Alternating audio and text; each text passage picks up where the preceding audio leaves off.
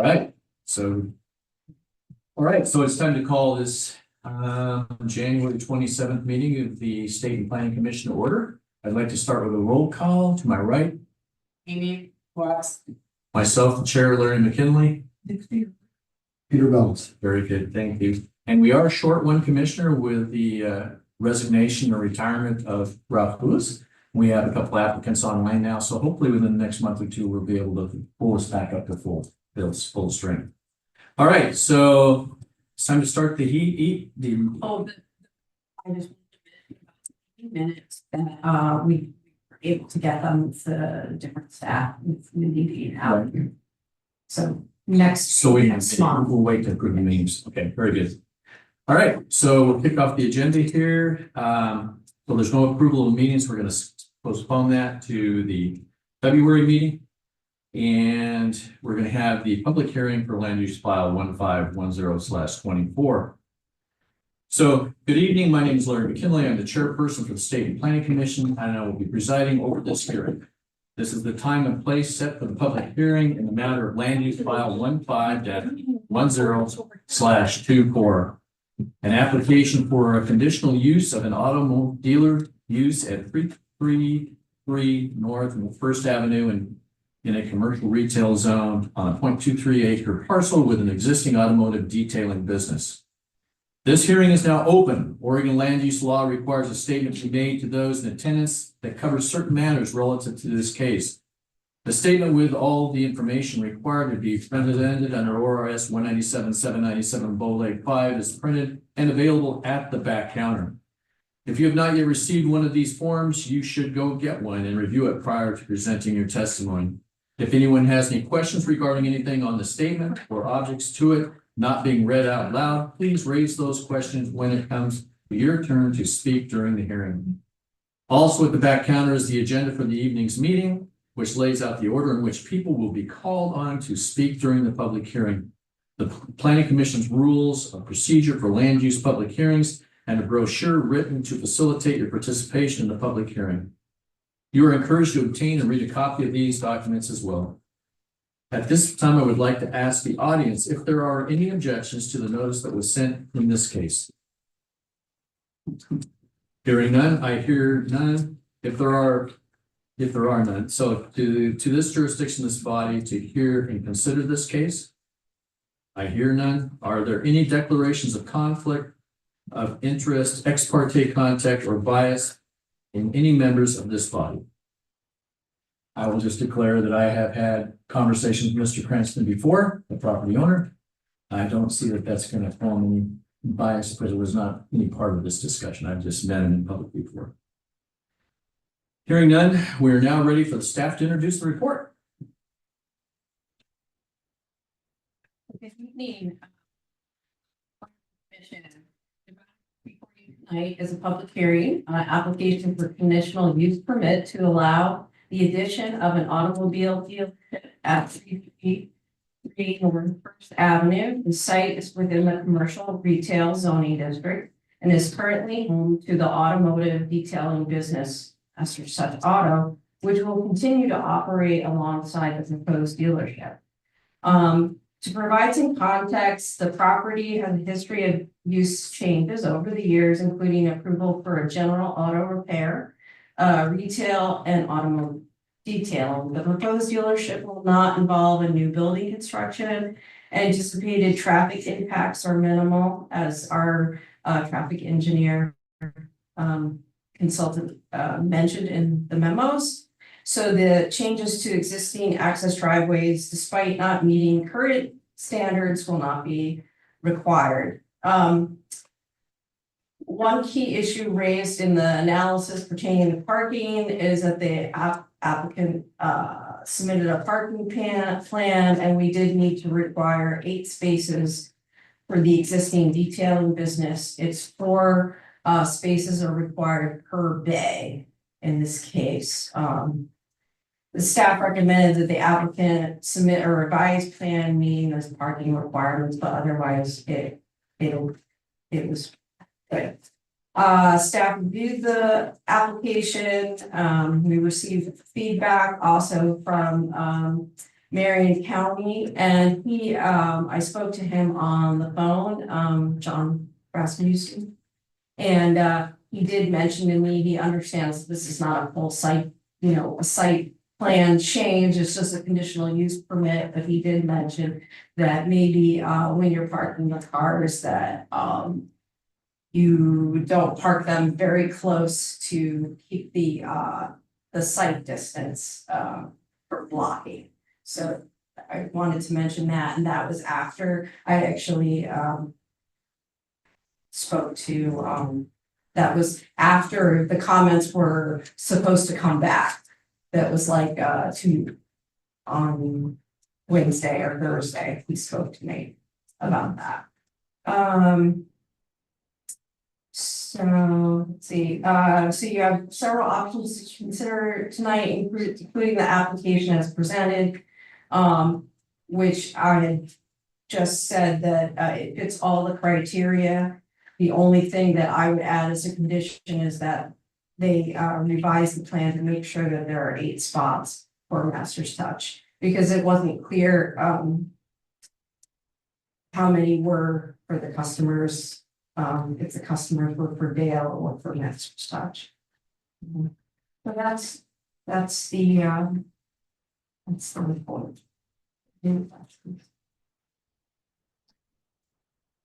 So we can bring our questions up when we have questions from the commission, right? Yes. All right, very good. All right, I guess it's time then for the applicant's presentation. Hello, we're the Zingers. Okay. We live in your community. We've been there for 9 years and we love it. So do I. So we're established about a year and a half ago, almost a year and 10 months ago. I've been in the automotive industry for 27 years. And this is a dream come true for us, for me, to do this on my own. We've been in business for long enough to feel that it's time to expand and grow into our community, and we're really excited about it. So you have another business. Listening to you, it sounds like you have another business somewhere else than just this one here. Yeah, our dealership is in operation already, and we work from our shop and our home. We had our property zoned and. Okay, very good, very good. All right. So is there any question of the questions? I just wanted, can you clarify? I think you might have just said it, but can you clarify for me? You're going to open a second business there, there's already an existing business there? We're just gonna have our mechanical side of things, our detail with that. A lot of our operations will be at our main place, up in just outside of the state and at our property. And then when they come down, the vehicles will be ready to go. There won't be a lot of mechanical stuff. Most of the stuff will have to be. The current businesses exist there, okay. Correct. Are there other questions from the commission? So do you share ownership of this new place, or how does that work? Well, as far as the 333, Yeah, so we're gonna share with Tony and Maria, we're gonna share, they're gonna get one bay. They run Master's Touch. That for sure. Yeah, and Tony is basically told me his plan is to kind of go mobile. And so they won't be at 333 all the time. And so that's why we came to a realization that one bay would work great for them. And we're happy to share with them. Like I said, we've been using them as a detail shop and we, like I said, I think this is gonna be a good thing for us. Correct. Yeah, we're renting it from Randy. Yeah, so there's a renter's agreement between Master's Touch and Dell. And it's spelled out in there that prorating have the rent and they're just gonna use one bay. Other questions? I guess, I'm looking at the parking plan that you submitted. And I'm not sure about the 8 spaces plus 1 handicap that they're talking about, because I don't see that laid out in this parking. When our first initial conversation, it was that they were gonna require 2, and that's why when I did that, I assumed it was 2. I can maneuver things around. We're not gonna have that property completely filled with anywhere near the number of spaces there, but Okay. and like the engineer or the gentleman told me, he said, just take a picture of a vehicle that's there and cut it out and just kind of set it around. It's not to scale or crazy accurate. Like I said, Okay. Yeah, one of the comments in the packet was that I think it was Sergeant Meek said it looks really crowded. And it does. It looks a little bit like one of those puzzles on a phone game, you know, where it's like, how do I move this car to get this car? yeah. So, and then also that corner with the line of sight, that is a real issue there, because I go through that intersection Take a that, couple of times a day. just don't admit that. Yeah, we'll admit that parking spot that's right by and scoot Yeah. the whole thing back towards the building. Because that, Just get that line. that intersection kind of gets somebody that blows through that stop sign without paying attention to it at least once a month. You know, I'll see somebody get racked up there, so anything that blocks that vision could be, you know, potentially dangerous. So looking at this parking plan, there are going to be no driveways along First Avenue. Correct. Okay, so the only access in and out will be on Ida. Yes. Okay.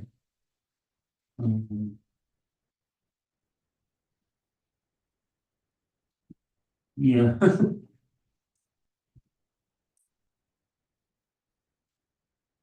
Yeah, I guess I kind of would like to see a parking plan that looks realistic. That's me, but And is there a way that this will eventually be a more permanent? Blocking of that driveway? I wouldn't have any problem with meeting with a city official and going and doing, lining up and setting up a parking spot or parking layout for them. That's not a problem with me. okay. I don't have this many vehicles to fill it anyway, so if I can scoot things back from the road, I'll comply, that's fine.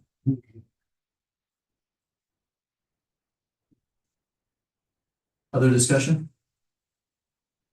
So I guess, let's see. Very good. We're good with that part then for the applicant. So does the staff have any summary after that? Or is there any public testimony from anybody? Nobody? Okay, so the applicant, I'm assuming you've pretty much done your summary of what you're gonna do already. Okay, and staff summary. Yes, so yeah. It does make a difference if Master's Touch is only going to have 1 bay, because then it's 4 parking spots per bay. And actually, the auto dealer, which is what you're gonna be doing, has no requirements. I probably because they expect an auto dealer to need parking, so there's no maximum, so you would only need to have the 4 spots, which you noted. It would be good to know where the handicap would be, and then I can tell you exactly where you would put it. Yep. So right directly in front where this vehicle is parked. This vehicle right here that's in front of the building, Yes. I'm gonna designate that in a blue handicap parking.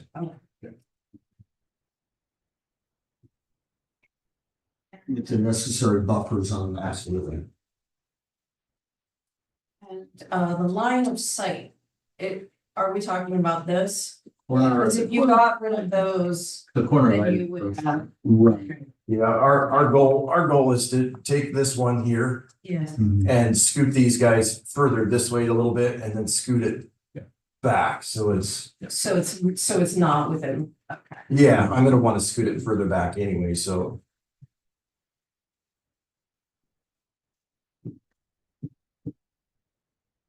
Anything else? So that's, Very good. Anything else from staff? Okay. So staff summary complete. At this point in time, we will close the public hearing. And it's time for the commission to deliberate. So as I'm listening and hearing, primary concern, which really isn't designated here in the, I think it's in the description, but they need to have a handicap spot identified. And the concern for site distance on Ida and First Street needs to be addressed so that they provide ample site distance for people making turns from First Street onto Ida. That's clearly the spots I need. So I'm open to more discussion, but I'm asking you, Jennifer, was that something, that's probably something we should stipulate in the approval. yes, so, let's see. If we choose it. If you choose to approve it, we can do, modifications to the draft order, but with the following changes. Yeah. So then you could just add, I guess, I would change it, yeah. I guess, Addition of one handicap site identified, only 2 or 4 parking spaces. only 4 Only 4 spaces parking being used. spaces based on that. And one of those can be handicapped. Yeah. And 1 handicap. And then the other one is provide ample raised set cars so that they provide Ample site distance. I'm pretty neat. I'm open here too, so Okay. if you have any And concern. then the site distance part of it would have to be under the supervision of assuming public. Public works. Yeah. I mean, if you look at you know, we've abandoned the driveways on. We did that on purpose. On First Street, Yeah. but we do have, you know, like a vehicle there that can only be accessed by First Street. I think so. You got a vehicle there that's blocked in by 2 other vehicles. So I think it would just move a car. You know, it's not a parking space, so if they were to put a, Okay. yeah, that would be a place to place a car, and if someone wanted to look at it, if they really had that much density of cars in there, then they could move one out of the way, get that one out. That would be. The parking's in the blue on the front of the building, so. Right, no, I Yeah, understand. yeah. Okay. All right. So is there more deliberation on this? Hearing none. I think we're at a point of making a recommendation, I believe, from the commission with the additions that we talked about, the modifications to the plan. So does anyone want to make that motion? To,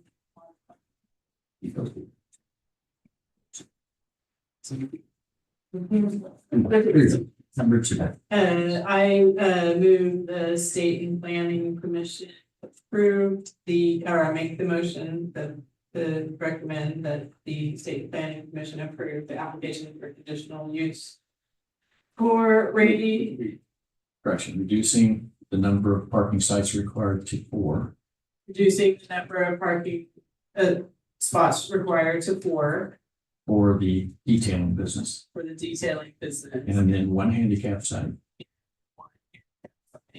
And then also ensuring that site distance requirements are met on the corner of Ida. Distance. Do I hear a second? Is there? All in favor? Aye. Opposed? Motion carries. All right. Decision is made. This hearing is closed. We're done. Thank you. Thank you. You're welcome.